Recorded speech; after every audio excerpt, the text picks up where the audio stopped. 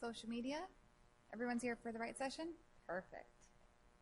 We're just going to give the stragglers a few more minutes, and then we'll start.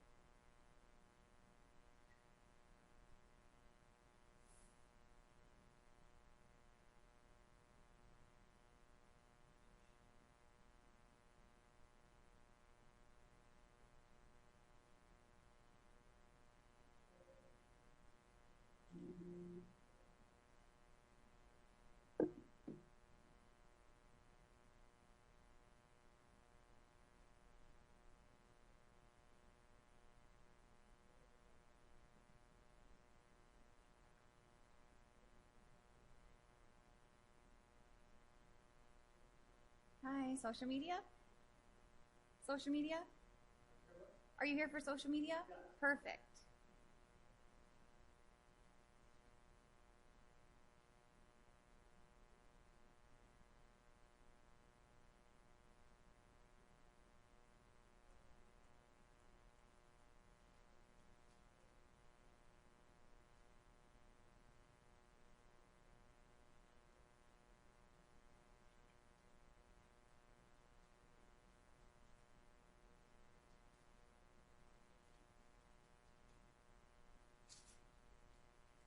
All right, everyone, I'm about to get started, but I cannot find my co-presenter. Has anybody seen Andy Swindler? Seems that he has tweeted 1 minute ago. He's where? You know what? All right, so let me tweet this guy, okay? Let's see where he is. Sure.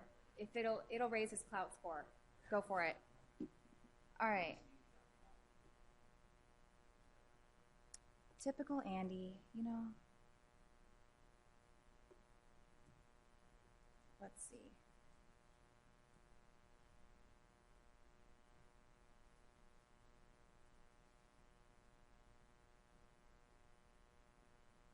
All right, who's tweeting Andy? Anybody? All right. Whoa.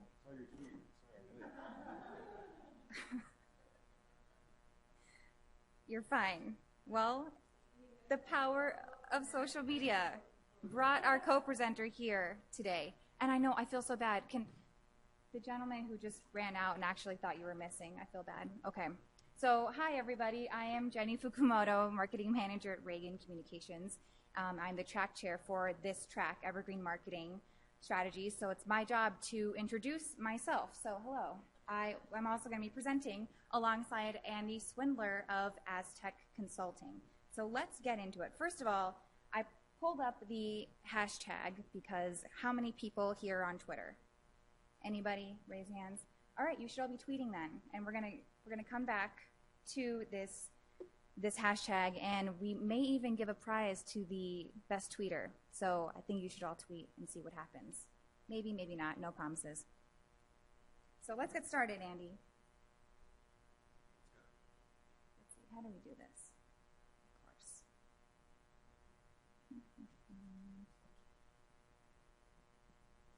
I know technology.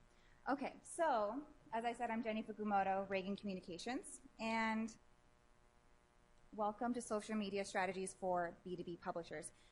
Thank you for running and getting him. I'm sorry, that was a really bad, elaborate joke.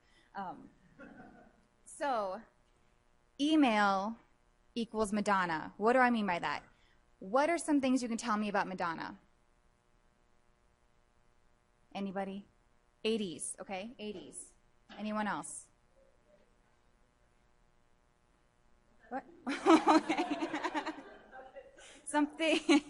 Something else. She's iconic, yes? She reinvents herself, thank you. Is she going away anytime soon that we know of? I'm seeing a lot of not shaking heads. No. So this is actually not my concept. I can't take credit for this, but Jay Baer, this digital content strategist, has this crazy idea that email is like Madonna. Why?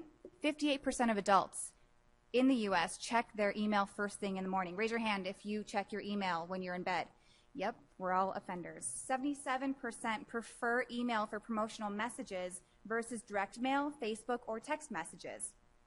Big numbers there. So what is Lady Gaga doing up on my screen now? What do we know about Lady Gaga? Anyone? Of the moment, okay. Is she reinventing herself? Is she iconic? Is she kind of like Madonna, but with a little crazier outfits and a little different makeup? Yes, yes? Let's look at some Facebook stats. 44% of corporate marketers, social marketers, look at Facebook as a way to get to customers. Only 44% of us do. But 84% of the fans of company Facebook pages are either current or former customers. That's got to be compelling. So what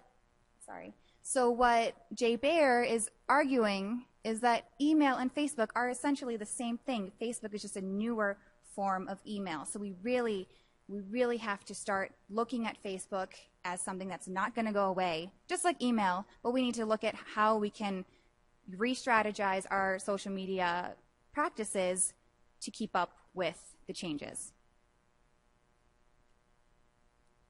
So if you have the budget, hire a social media editor. How many people in the room have somebody who at their company is only responsible for social media? That's a good number. If you don't have the budget, what we do, which is great, we do have, full disclosure, we do have a social media editor, but we also found that by taking our current editorial and email marketing calendar and just replicating that and promoting the same products that we do with email and editorial on our Facebook, our Twitter, our Facebook, our Twitter, our LinkedIn, our Google Plus pages. So that's how we are able to streamline this process and make it very easy, very palatable and manageable for us, for our very lean marketing team. So this is our homepage, Reagan.com, and I would like to kind of describe a little bit about our business. Reagan.com is our flagship, one of our 2 flagship sites. We operate 4 news sites where we have Reagan.com, PRDaily.com, Healthcare Communication, and HR Communication, 4 very different audiences that we segment all of our content to. And so the first thing we did when, 3 years ago, when we decided we were going to go full-blown with social media integration, we put these buttons on our homepage. Very easy to do. How many of you here have social media buttons somewhere on your homepage? How many of you have them above the fold? Got to think about that, huh? They should be above the fold. If you really want people to engage with you on Twitter, on Facebook, LinkedIn, Google+, Pinterest, and YouTube, and with your RSS feeds, you need to be putting them above the fold. How many have them all the way at the very top? That's a good question. Wow. Seeing a trend.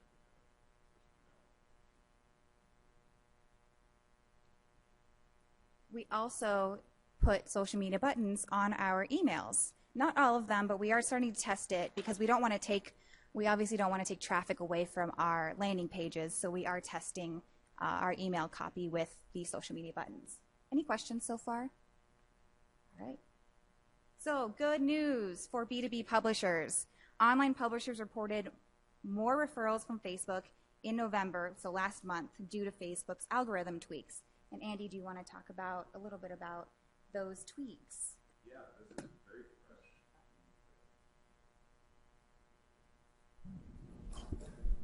fresh. This is very fresh as of yesterday. Some of you might have seen this announcement from Facebook.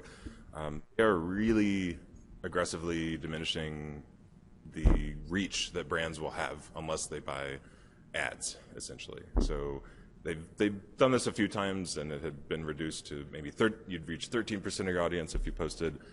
Now they're basically saying you're not going to reach anybody unless you buy an ad. So that's big news. Sorry? Oh, never mind. Okay, so let's look at the type of Facebook content that we, Reagan Communications, puts up. So these are our two, I mentioned we have two flagship sites, Reagan.com and PR Daily. So we've created two flagship, co-flagship Facebook pages. And you can see that our PR Daily Facebook page has about 5 times the amount of likes as Reagan.com, but they are two completely different audiences, and I'm going to be showing you with the type of content that we publish to both sites. So how do you choose content? Well, with what I just mentioned, that might change your content strategy. So what is the point of a brand even being on Facebook if you can't really reach anybody?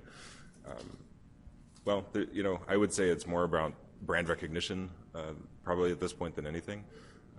Most people on Facebook are there for social reasons, casual reasons. They want to chat with their friends and things like that. They don't want to have a lot of things, shoved at them or sold to them. But that said, yes, there still is valuable content. So, some of this will be consistent. There are just various ways you can kind of scan.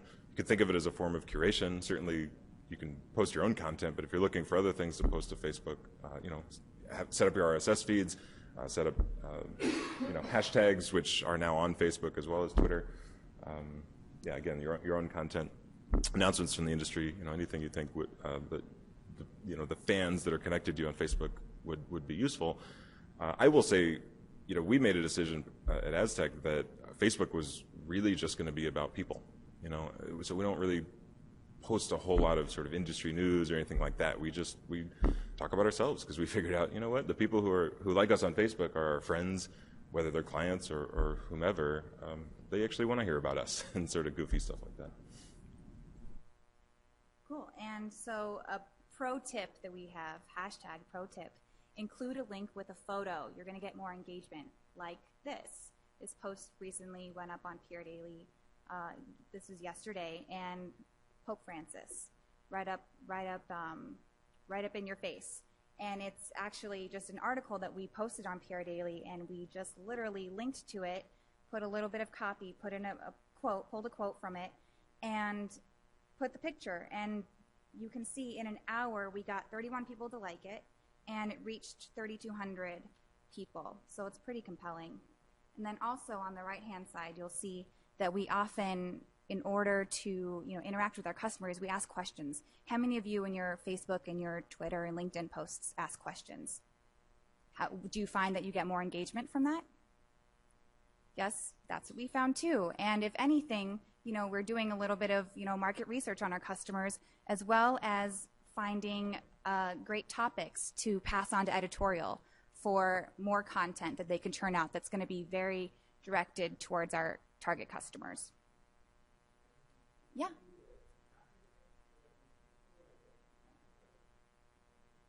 Well, it's the photo that we pulled that pulls from the article. So we've had permission to run we got permission to run the photo in the article, and then when you take the link for that article, it'll pre-populate this photo.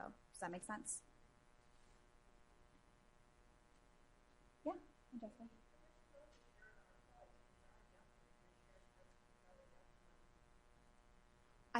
I think the gentleman was referring to the actual photo, and since the photo was published as an article or with the article, we already had permission.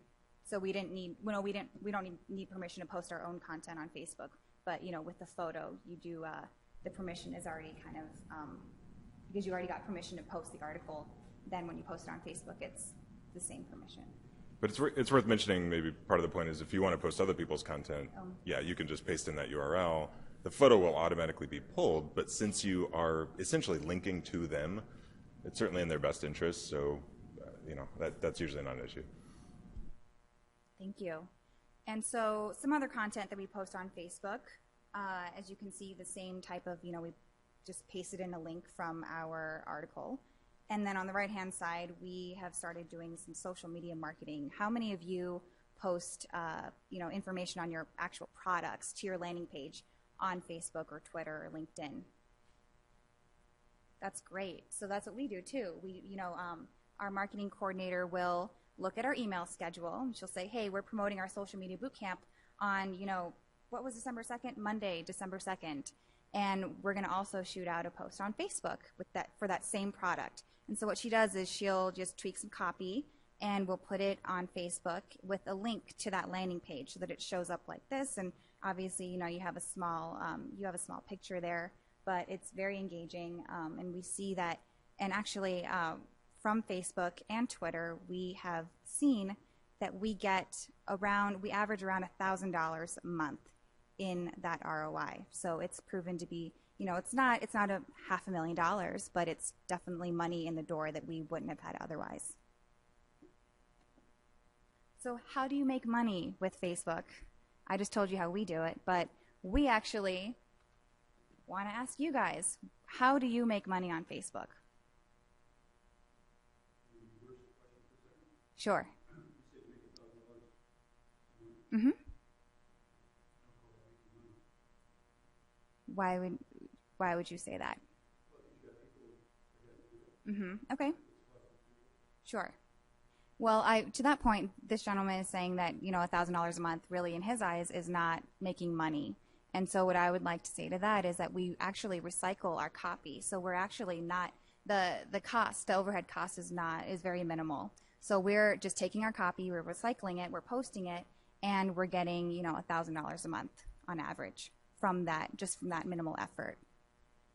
But I'd like to hear from some other people. Do you all have, you know, do you guys see any money in the door from Facebook yet?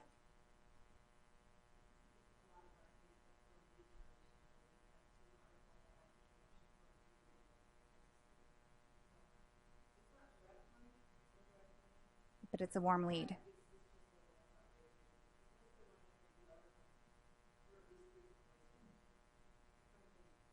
Mm-hmm. That's great. So linking to a free gift and getting warm leads, that's great. Anybody else?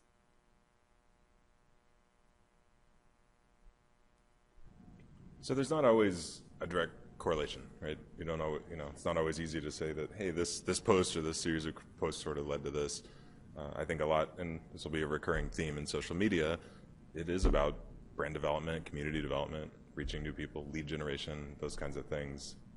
So, you know, for years we've all been, what's the ROI of social media? And it's still kind of a moving target, and it really just, you know, depends on what you're trying to do.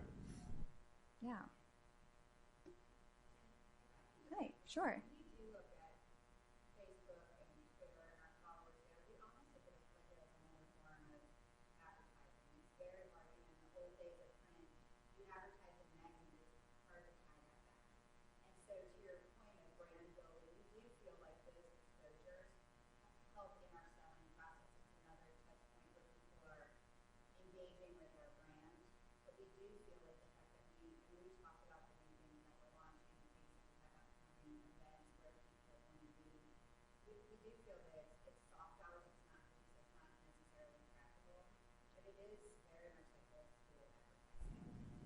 And we're, you know, and a lot of this is, you know, blind faith on our part, but we're hoping that, you know, our customers will see an email, and we, you know, I'll be speaking on email marketing tomorrow and testing, but, you know, we are so inundated with emails that we are trying to reinforce that brand messaging with, you know, a tweet, a Facebook post, something relevant on LinkedIn posted that same day. So we're hoping that our customers will see that and, you know, think, oh, that's right, that email that I forgot I was supposed to register for that conference. But, you know, we don't have any hard data on that, unfortunately. I'll throw out, you know, the New York Times, I don't know, 2 or 3 years ago coined this phrase, ambient awareness. And that is this idea that social media, you know, you do, to your point, you pick up all these little pieces of things, your brain sort of reassembles them, and then when you get the pitch, you're ready for it. You kind of have some awareness of that already.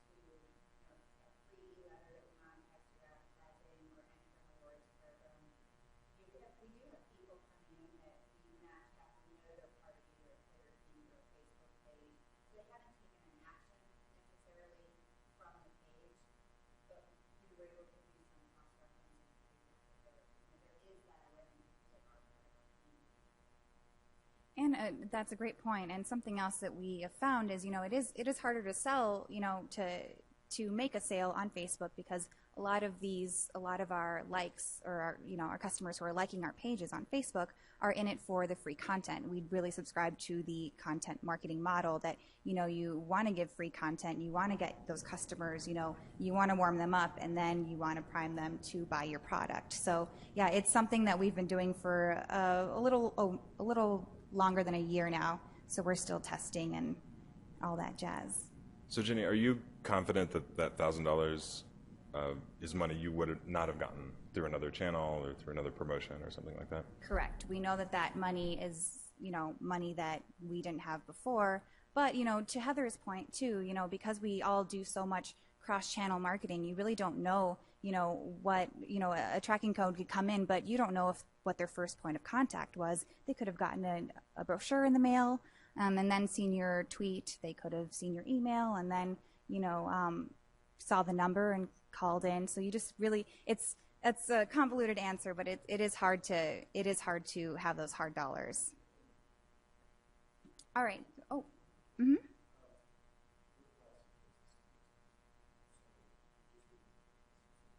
Great.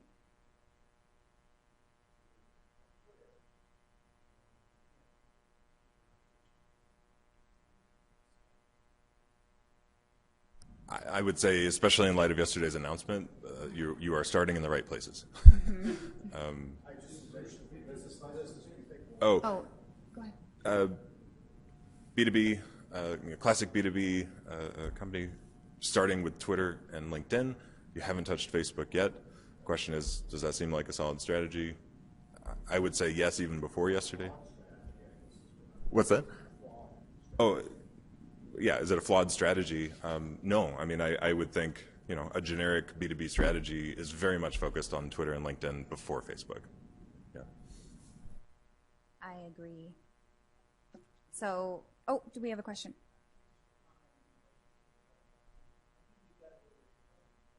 Mm-hmm.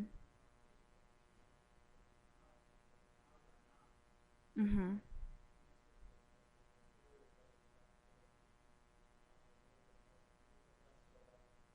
Mm-hmm. Great point. The gentleman in the back said that, you really need to go where your customers are. And that is why, our Reagan.com Facebook page has fewer likes than PR Daily. That's just the nature of our, our age group of our PR Daily readers versus our Reagan readers who are our internal communicators, our corporate communicators. They're, they're the people who have been with us through, for 30 plus years. So absolutely, I agree. Great. In the back?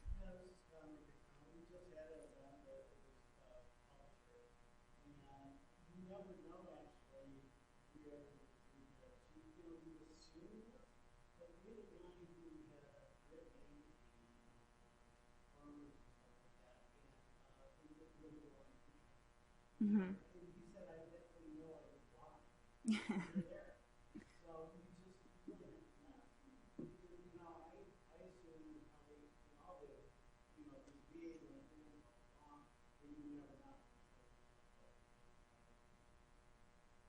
Absolutely. Test, test, test. All right, so let's go on to Twitter now. How many of you follow my CEO, Mark Reagan? Mark Reagan, CEO. He's got a lot of followers. And our Twitter strategy has come a long way. From 2008, when Mark set up his Twitter, he didn't really know how to tackle this beast. As I'm sure a lot of us in the room are, still don't really know how to properly tackle the beast. There is no right way. But because we do generate so much content, and we are very fortunate that we have an editorial team, to crank out content on Reagan.com and PR Daily.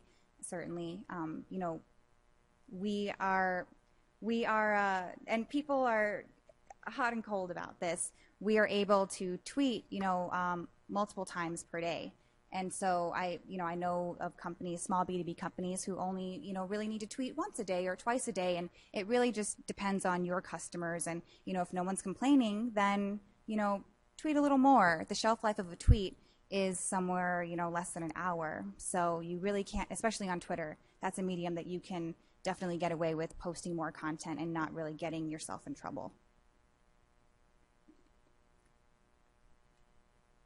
So how do you choose content for Twitter? Well, this will sound sort of similar, but certainly setting up RSS feeds, monitoring, your own content, anything free, whether it's a blog or just free content you have out there, splitting up a white paper, anything like that. And then the Twitter lists, use the Twitter lists. You can, one thing to keep in mind is that you can make private lists. And in fact, you can do that strategically if you don't, for whatever reason, you don't want to sort of publicize who you're following and things like that. You can actually set up private lists to follow them. I want to point out, in my opinion, Twitter is still the most mechanical of all of these three mediums that we'll talk about, in that, you've got hashtags and you've got, Twitter lists and you've got handles, and, you have to kind of, it's not rocket science, but certainly somebody has to be familiar with all of that, because every one of those is a little opportunity to sort of connect to a whole other part of Twitter. Great example. Why did our joke at least partially bomb? I forgot the hashtag when I responded to Ginny at the beginning of this session. And, it happens, right? I'm pretty savvy, but, I was in a hurry. So it's just, I don't know, that's kind of my own commentary about Twitter. It's don't be fearful of that, but it does take a little more savvy, I think, to really take advantage of all of those opportunities. So again, the money question, how do you monetize Twitter? Has anybody had success?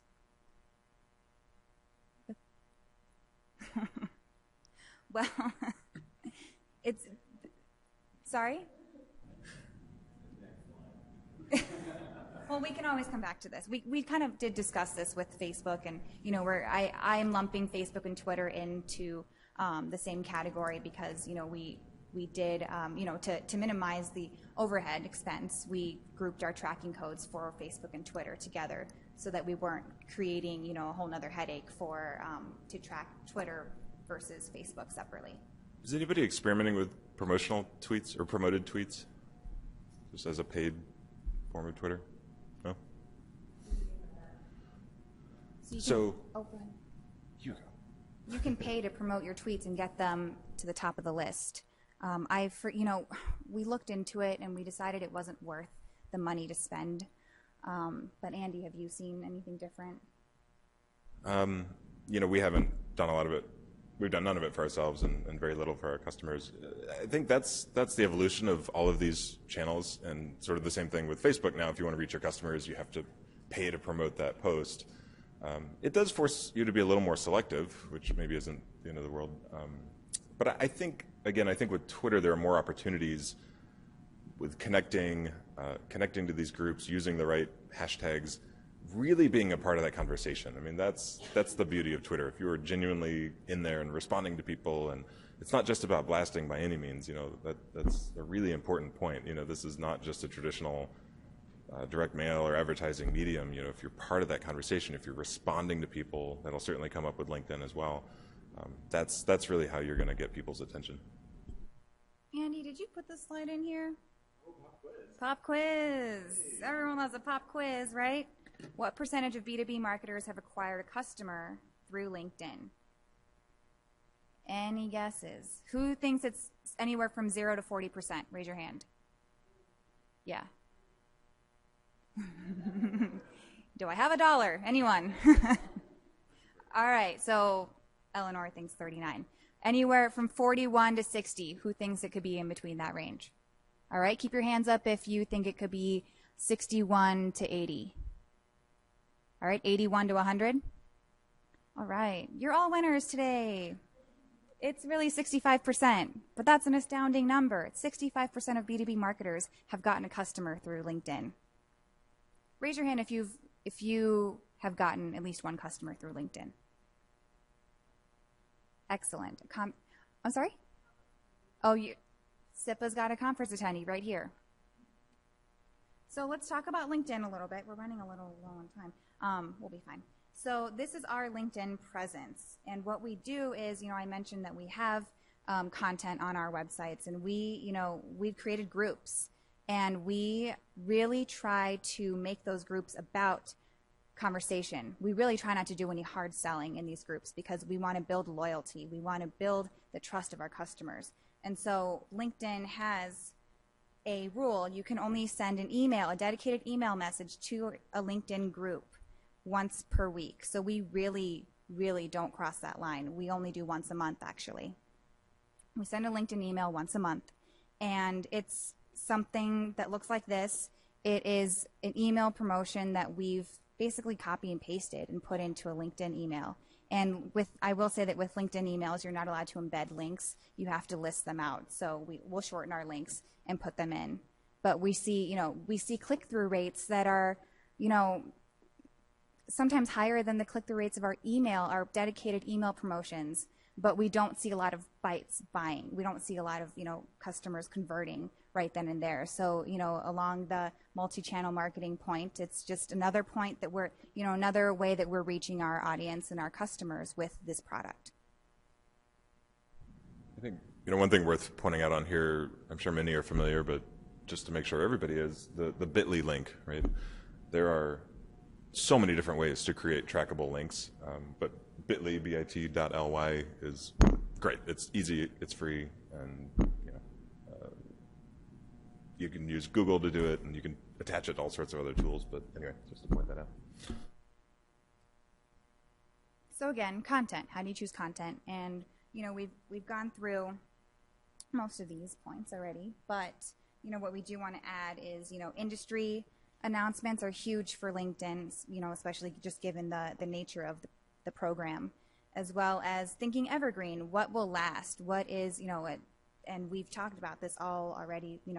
During the conference so far, what is a topic that's really going to transcend, through the next month or the next few months. So really just, putting on your thinking caps and just thinking about what is relevant today and what is relevant in the near future and the far future.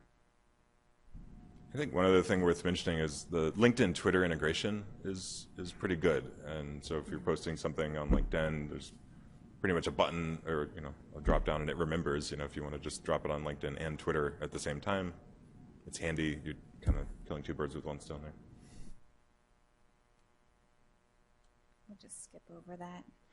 So Pinterest. Let's talk a little bit about Pinterest. Pinterest now has blank users. Any guesses? Who thinks A? Who thinks B? Who thinks C? Who thinks D? All right. 70 million users. That is huge. And they're actually only, let's see, D was a trick one because there are only 7 billion people on the planet. So here are examples of some, high-profile B2B companies that are using Pinterest.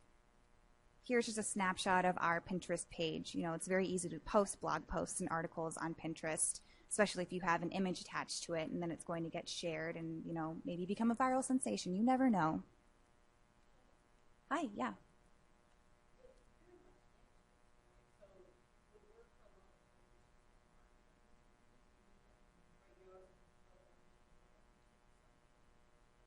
That is a great question. The question is about images, and because, it seems like a lot of these social media platforms are, image heavy, does it hurt publishers who don't have images in their content? I think that if you don't have an image in your content, correct me if I'm wrong, Andy, but when you post it, it will show up as you'll have the logo, or Google will pull some other image to post corresponding to that article, won't it?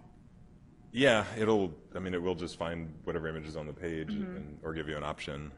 But yeah, it's always good to find something, even if you have to resort to a stock photo or something like that. Yeah.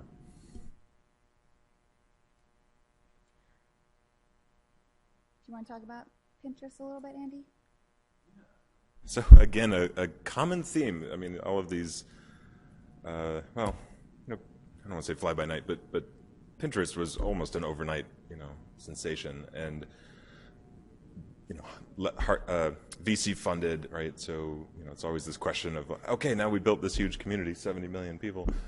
How do we monetize that? How do we do things? So like everybody, they're incorporating advertising, just like Instagram and affiliate linking, and we were going to recommend, HubSpot I think has a great guide for everything, but particularly their guide for Pinterest is quite good. You could look it up. So we wanted to give you some tools to consider. We knew we weren't going to have time to go through all of them, but here are just some tools that are really great at, like Andy was mentioning earlier, that, Twitter and LinkedIn integration. These tools will let you post to multiple platforms at once, which is a huge time saver. They also let you auto schedule your social media content. How many of you use some sort of, social media or integration tool? Great, that's good. What do you use? Just want to hear. Hootsuite? Mm-hmm. TweetDeck? What is it? HubSpot? Okay, great. Anyone else? Great. Well, they range from free to, I don't know what the most expensive one is, but do you know what the most expensive is? Well, yeah, there's a wide range. Actually, we had been using Argyle Social for a while, which is $300 a month, which is, I would say, on the higher end. And we've actually switched for ourselves and a lot of our clients to Sprout Social, which is based in Chicago, and they're about $40, $50 a month. So huge difference there. Some of them are, like Hootsuite. There's a free version, and then there's kind of a paid version for additional features. One of the things to point out is, yes, these tools are great for posting to multiple platforms and kind of managing things, but they're also great for monitoring, right? So you can set up your lists, and you see the multi-column view in most of these tools, and so you can say, okay, I want to monitor this industry term, or I want to monitor this hashtag, and so you can set up this really cool dashboard to just, it kind of can seem overwhelming at first, but it's wonderful to just see all these different things, and if somebody posts something related to that term that you're interested in, you can just see it immediately and respond immediately, become a part of that conversation. The tool on the bottom, Row Feeder, is something that if let's say you're hosting a conference and you have a hashtag, at the end of that conference you just want to kind of dump that entire hashtag out, basically export it to a spreadsheet or something like that. That can be useful just to collect that. Storify is similar. It attempts to actually create kind of an automated editorial piece based on a certain hashtag or a series of hashtags. So that can be a cool way to just at an event or something, just kind of group all the tweets together. You can do some editing, and then boom, you've got kind of like a little snapshot of kind of what the conversation was at that event.